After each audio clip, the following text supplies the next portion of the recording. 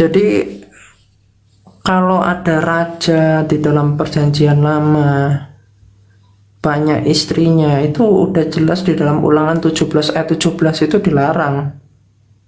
Jadi mereka tidak sedang melakukan apa yang diperintahkan oleh Tuhan, tetapi mereka menikah atas kehendaknya mereka sendiri, kawin, ya. Jadi tidak pernah dibenarkan di dalam nafsunya itu. Tetapi ketika mereka mengasihi di dalam relasi kasih, maka itu bertipologikan tentang Kristus yang memiliki banyak mempelai wanita. Jadi Kristus dengan mempelai wanita itu tidak ada nafsu birahi gitu ya, tapi relasinya adalah relasi kasih, bukan relasi nafsu birahi, bukan. Oleh sebab itu yang dipandang pada raja ya, misalnya Raja Daud, Salomo, itu dipandang dalam relasi kasihnya itu benar, tapi dalam relasi nafsunya itu salah. Itu makanya itu bicara tentang tipologi. Jadi tidak dibenarkan pada nafsunya.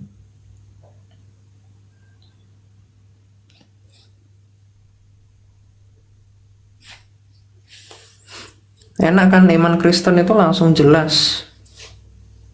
Kalau di Islam Muhammad jual anak kecil, di dalam Muslim 3299. Ngeri loh itu kelakuannya nabimu itu, terlalu mengerikan. Itu udah jadi buronan itu Interpol.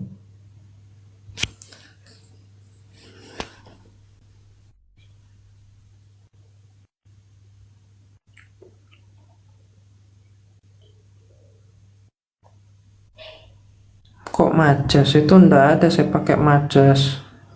Hiperbola, personifikasi, kamu belajar dulu lah, nanggapin aja ndak bisa. Santo Yohanes Damaskus, surat Santo Yohanes, kritik terhadap Islam ya.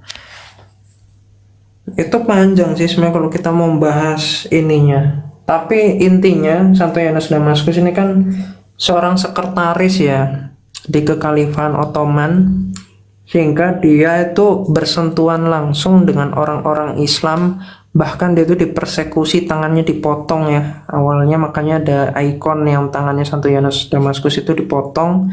Terus dia memegang tangannya itu, dia berdoa, dan kemudian pada saat itu lagi ada masalah tentang bidat ikonoklasme.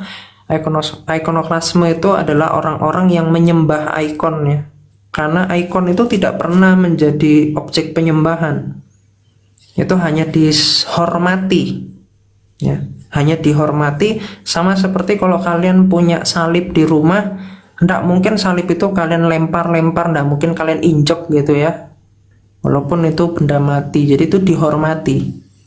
Seperti foto orang tuamu aja nggak mungkin kamu injek-injek gitu loh. Seperti itulah ikon itu sebagai teologi dalam warna. Makanya ada penjelasan korelasi di dalam ayat Alkitab bagaimana tentang Nuh misalnya. Nuh itu juga bertipologikan tentang Kristus, karena sama seperti Kristus yang dengan para di dalam kapal, dan kita di dalam kapal itulah bersama Kristus ada keselamatan, tidak masuk dalam kebinasaan seperti di zaman Nuh itu. Ya. Makanya ada gambar ikon Kristus di kapal, dan kapal itu bicara tentang tubuh Kristus atau gereja, sehingga kita di dalam gereja itulah yang adalah tubuh mistika Kristus, itu ada kehidupan.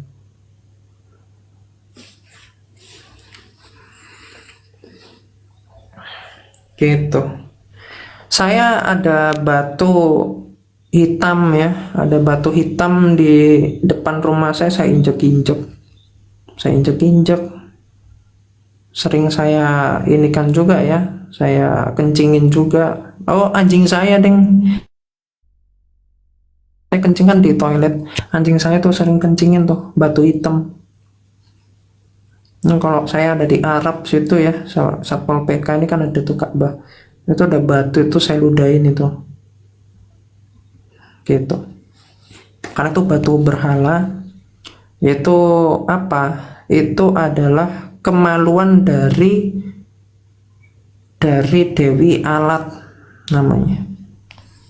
Jadi itu objek sesembahan atau berhalanya orang pagan Quraisy yang dipakai oleh Muhammad karena Muhammad itu penyembah berhala.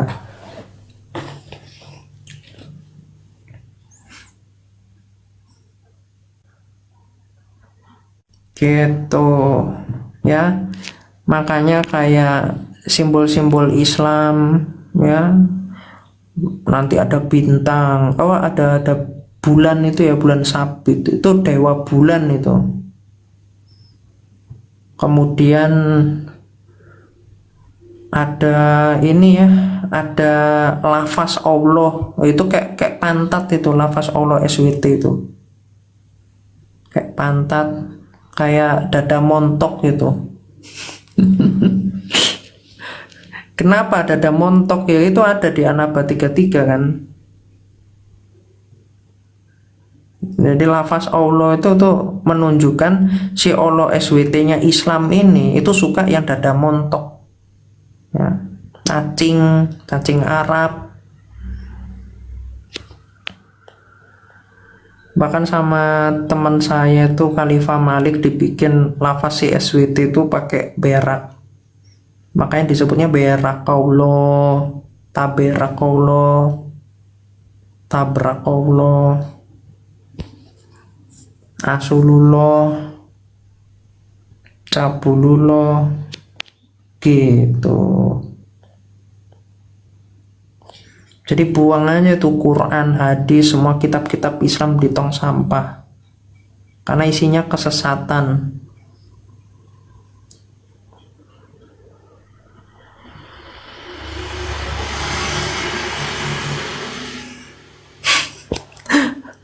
Lagi ngomong itu ajaran Yesus sendiri Islam, astaga.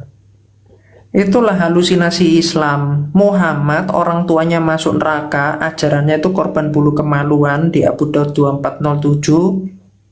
Tiba-tiba ngeklaim, oh ini sama nih penerus dari keyahudian gundulmu kiper. Gak ada nyambung-nyambungnya, sunatnya sunat perempuan. 4 mazhab itu ngajarin sunat perempuan semua. Itu akarnya dari siapa? Dari Muhammad. Sejak kapan ada sunat perempuan? Artinya definisi makna dari sunat aja nggak ngerti. Kenapa ada sunat? Yahudi sana, kalau kau nggak percaya, cari mana ada orang Yahudi perempuan disunat. Ya karena kekristenan itu akarnya keyahudian. Makanya dikatakan Kristus apa? Harus tergenapi semua yang tertulis tentang aku di dalam kitab para nabi, di dalam kitab Mazmur, di dalam kitab Musa. Lukas 24 ayat 44 sampai 46.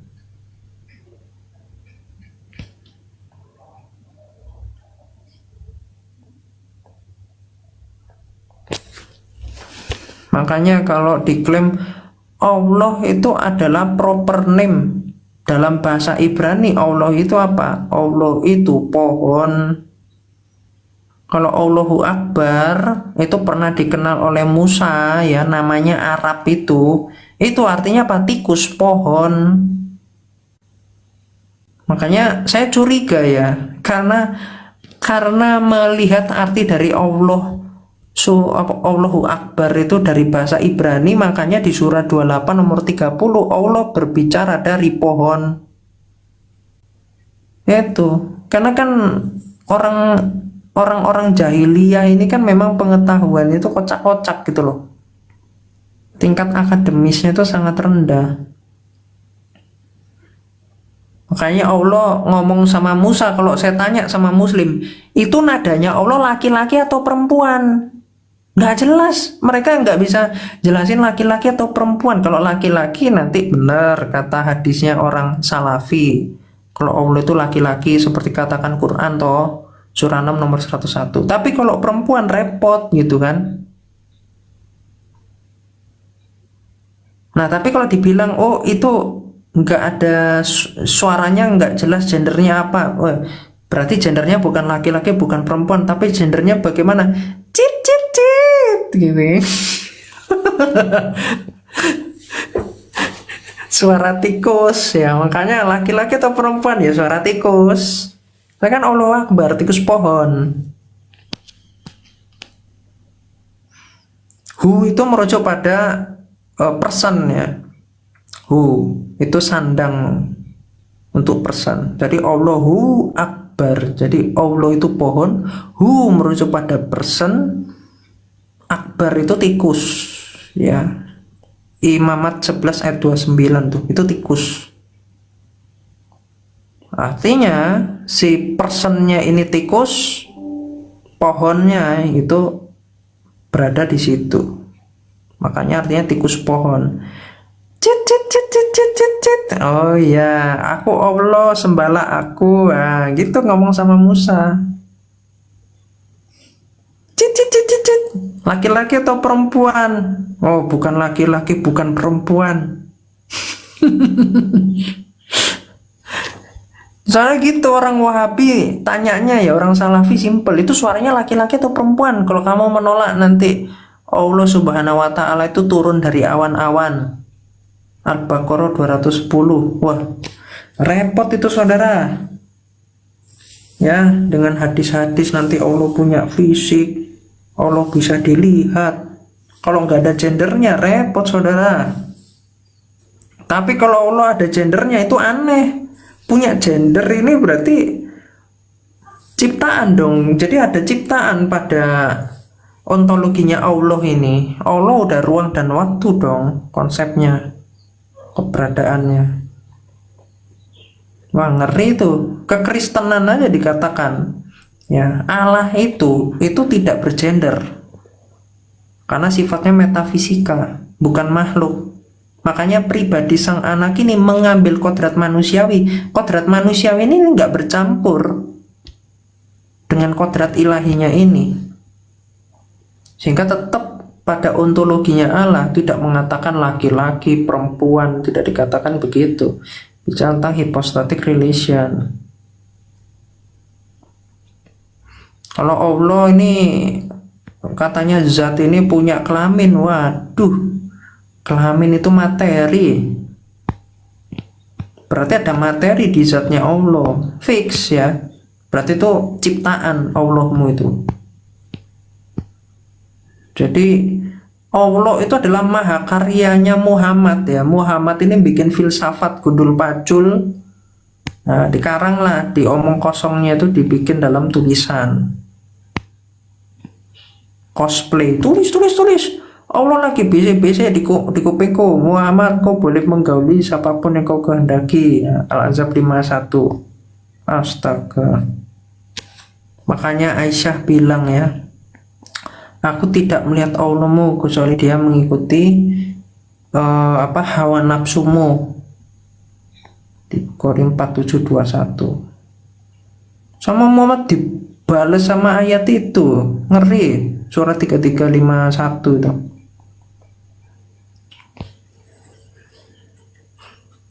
Ngajak perang ya di surah 949 untuk dapat perempuan-perempuan. Apa itu?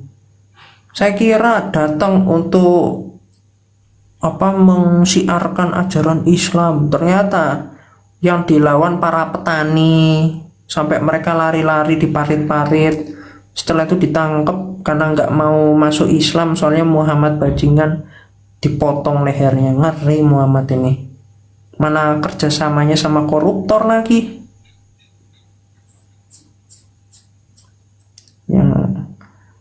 Yang kayak begitu tuh udah nggak masuk akal.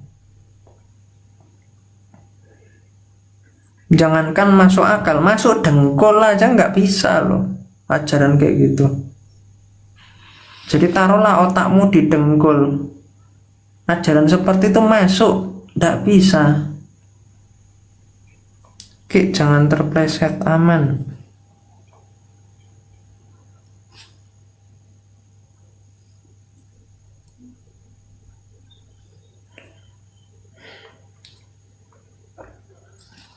Ini biarlah Islam panas, karena itu fakta kok.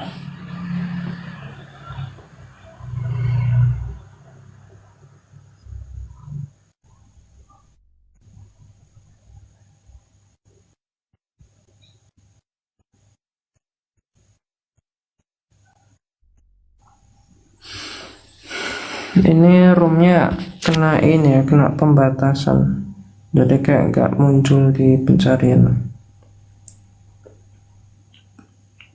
Punya pantat ya Ki, di pangku malaikat benar, di buku Al-Arsy ya, singgasana Allah. Makanya saya kasih nama anjing saya itu Olo, karena dia punya pantat juga tuh. Cuman kalau Olo itu saya yang pangku ya, kalau Olo SWT yang pangku malaikat gitu. Kalau Olo saya itu cukup satu orang bisa dipangku, ini kan bokongnya kecil kan. Kalau Olo SWT harus 4 orang malaikat, soalnya bokongnya besar gitu. Nggak cukup 2, nggak cukup 3, harus 4. Soalnya lebar banget ya. Kita aja dipangku, diakal-akalin aja itu maksimal 2 orang, itu pun pantat kiri sama orang sebelah kiri, pantat kanan ke orang sebelah kanan. Kalau 3 orang berarti tengah-tengah pantat kita ini itu harus sepanjang 2 pahanya 1 orang itu, berarti kan lebar banget itu. Kalau 3 orang aja gitu, kalau 4 waduh ngeri itu. KKB aja saya kira kalau KKB itu masih 3 orang lah KKB, jadi bokongnya Allah ini lebih besar dari bokongnya Pak Bom Bom gitu loh, kan ngeri teman-teman. Ya nggak? Benar nggak logikanya? Ayo, ini saya bukan ini ya, tapi kita ngomong aja gitu loh, apa adanya.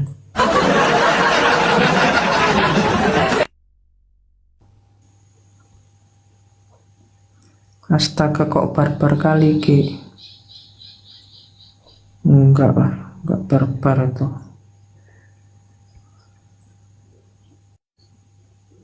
Kalau barbar itu kayak gini, Muhammad dobol misalnya, itu barbar itu kan. Saya kan nggak ngomong begitu.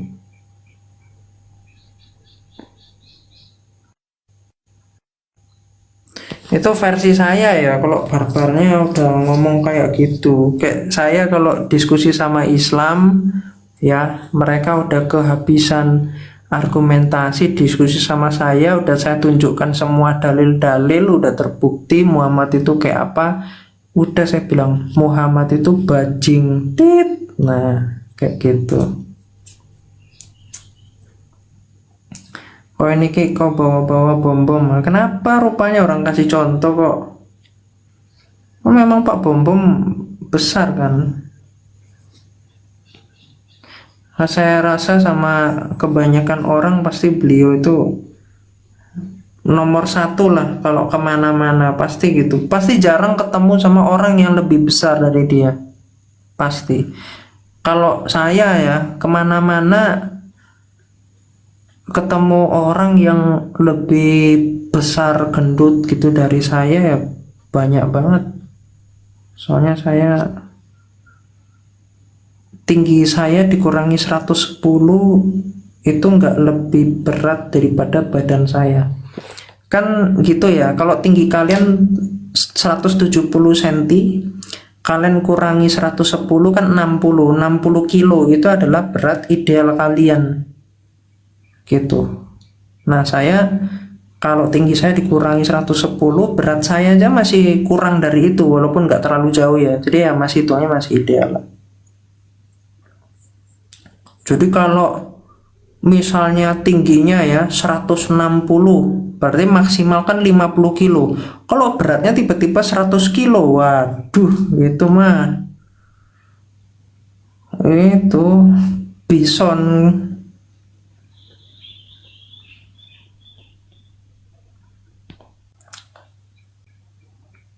gitu ya, bukan barber tapi frontal. Nah itu baru cocok ya. Ada gambarnya Nabi Tuki, pengen lihat. Yang mana yang bikinannya orang-orang di TikTok yang matanya merah, yang kayak monster yang rompang itu, atau yang dibikin sama Uclim yang mukanya cahaya itu yang gak ada mukanya?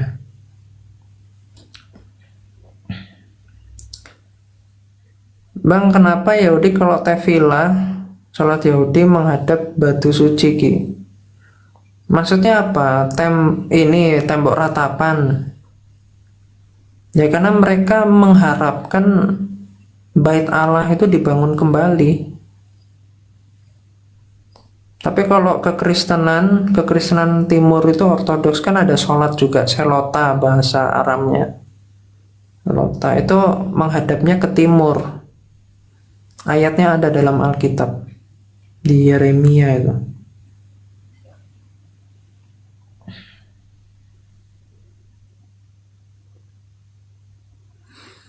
Buktikan saja kalau Yesus itu kenal Kristen. Kristen itu kan artinya pengikut Kristus, pengikut Mesias.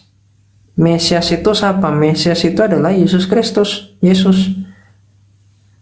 Jadi kenal nggak? Kristus bilang, ajarlah mereka dan aku akan menyertaimu sampai akhir zaman. Matius 28 ayat 19 sampai 20. Kalau Tuhan Yesus saja udah bilang akan menyertai sampai akhir zaman, kenal nggak dia? Bahkan Kristus mengatakan bahwa dia adalah gembala yang baik dan dombanya pasti mengenal gembalanya.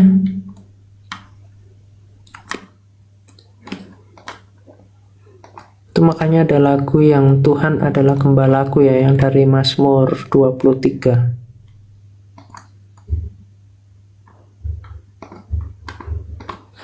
Karena domba itu, darahnya domba itu adalah bisa ular. Adam dan Hawa kan didatangi iblis dalam wujud ular itu ya. Itu makanya bukan suatu kebetulan ya. Sains baru meneliti, baru dapat sekarang kalau darahnya domba itu bisa jadi bisa ini ya, anti bisanya ular gitu. Anti bisanya ular, darah domba itu. Ya, anti bisa itu penawar, betul Elia. Ini pinter ini Elia ini. Tuh ya kalian, dengarlah Elia jelasin. Jadi anti bisanya ular itu ada di darah domba. Makanya dikatakan gembala yang baik. Kemudian Kristus itu dikatakan sebagai anak domba Allah. Itu ada maksud, ada nilai pedagogis yang mendalam. Dan manusia tuh baru taunya ya baru-baru ini. Kalau kita kan dulu ya udah gitu kan, pada abad pertama ya udahlah, Tuhan ngomong apa ya udah itu yang dituliskan. Para nabi juga begitu. Tapi baru kemudian semakin mempelajari sains itu akan memandang sang logos. Karena logos Allah itu hikmat Allah, pengetahuan Allah. Jadi tidak mungkin orang yang belajar sains itu malah jadinya ateis. Itu mah ingusan itu.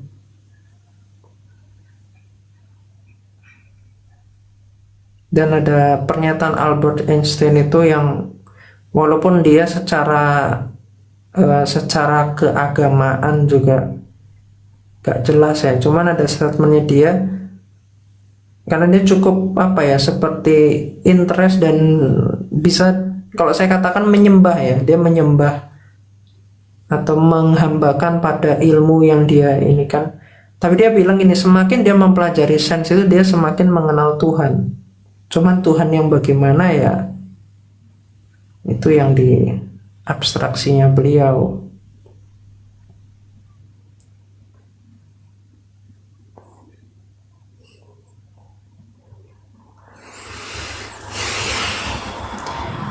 ingusan bahasa Arabnya apa Ki? Wah, itu mesti dicari tuh.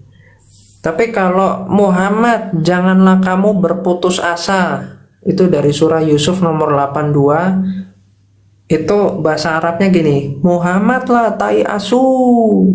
Itu bahasa Arabnya. Nih ya, saya tunjukin deh. Yusuf 82 ya. Ini bukan saya ngomong kasar ya, walaupun dalam bahasa Indonesianya itu jadinya kayak begitu, tapi itu bahasa Arabnya memang gitu. Jadi Muhammad la tai asu.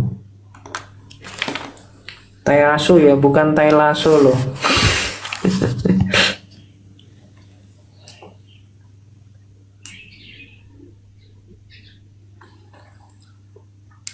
Oke.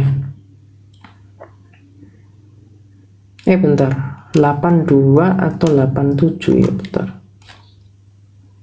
Oh ya, ini nih 87 guys. Untung kita cross check dulu ya. Nih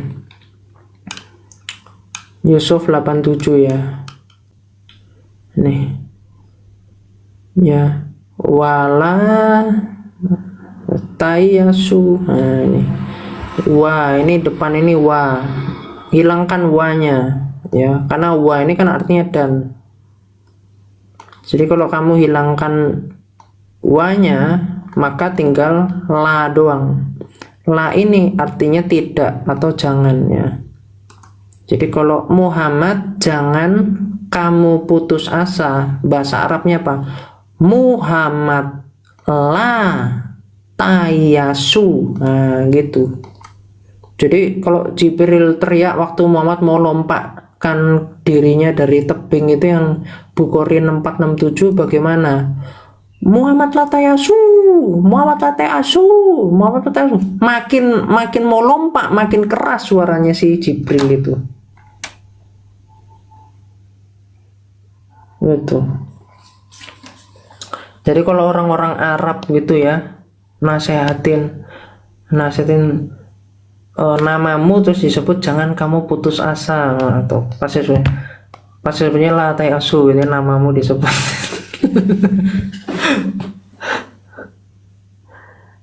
Gitu. Makanya tayasu diseruput sama Muhammad di Bukhari, Bukhari Abu Daud 61 ya, sama Tirmizi 61.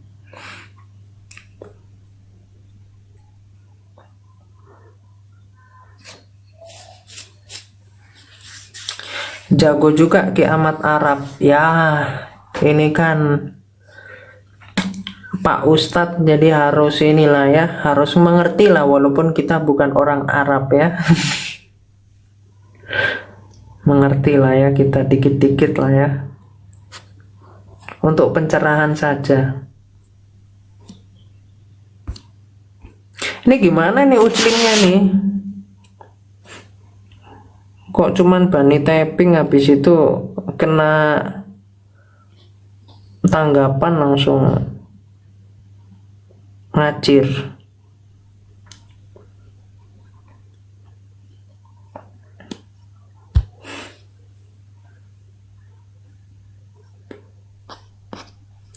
Maaf Ki, apakah kiamat murtadinnya? Oke, saya jawab ya Kak Wiwi Retnowati.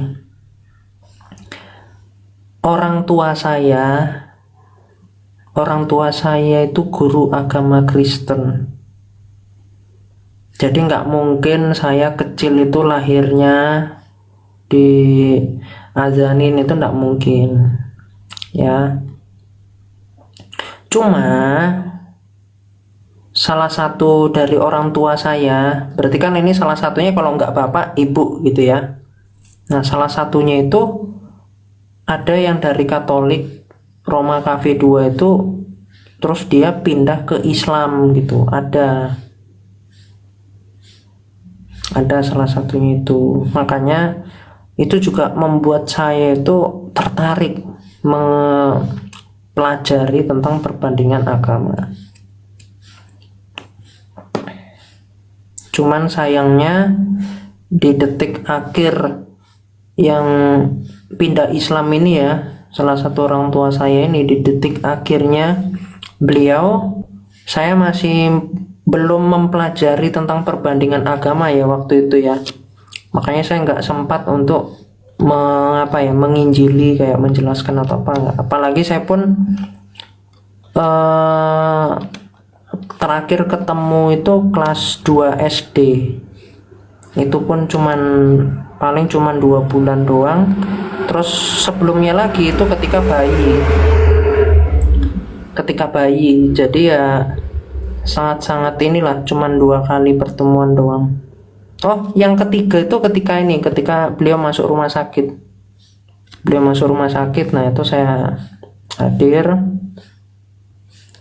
Kemudian wafatnya juga saya hadir. Itu penguburan, ngurus-ngurus segala macam itu saya ikut ngurus. Dikuburkannya secara Kristen.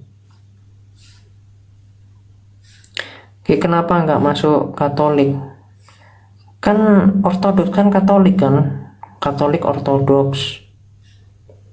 Cuman kalau kenapa nggak masuk Katolik KV2 gitu ya? Ya karena saya nggak suka modernisasi, nggak suka hal-hal yang ajaran dogma-dogma yang baru-baru itu, saya nggak suka. Saya tuh lebih suka tertib dengan ya intinya gitu. Karena saya tuh basicnya matematik, di matematik itu dituntut terstruktur, jadi tentang sejarah, tentang ajaran itu saya pelajari secara terstruktur. Jadi kalau ada dogma-dogma yang baru yang berubah maknanya jadinya lain, dan itu saya tolak habis gitu. Papanya Yaki yang udah nggak ada ya, jangan ditebak-tebak, intinya salah satu lah ya. Jadi salah satunya itu guru agama Kristen. Makanya saya dari kecil ya Kristen guys. Cuman waktu saya kuliah itu sempat ini ya, agnostik, apalagi ya kalau kuliah itu masih inilah, tapi setelah kuliah itu saya agnostik, jadi total itu 5 tahun. Makanya saya bisa merasakan orang-orang sains itu menyembah sains itu bagaimana, karena di era itu era sombong-sombongnya saya tuh dengan matematik gitu. Dan begitulah sampai pada akhirnya pun panjanglah ceritanya, tapi kayak gitu. Makanya kalau ada orang sains atau apa menyombongkan sainsnya, ngomong tentang ateis, itu saya suka tuh ngobrol tuh. Mari kita obrolkan, orang pure, orang sains ya gitu. Mau Anda fisika, mau Anda kimia, pasti kan semua kan membutuhkan matematika tuh. Nah mari kita ngomong gitu, kenapa Anda ateis, dasar Anda ateis itu hebatnya itu di mana? Aktuaria bukan, aku di pure math.